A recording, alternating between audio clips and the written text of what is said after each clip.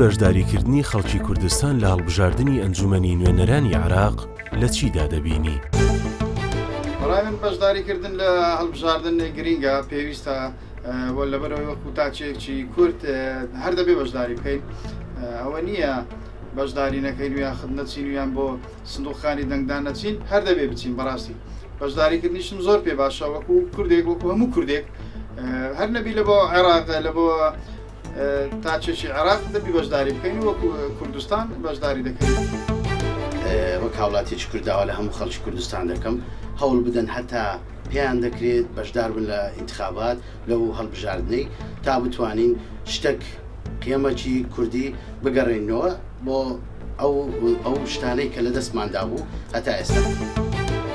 بەشدار بین لە پەرلەمانی عێراق دەوعای مافی خۆمان بکەین، دەوعای حەق خۆمان بکەین، وەکو کورد هەموو یەکگر بین و ئامادە بین لە پەرلەمانی عێراق دەوعای مافی کورد بکەین.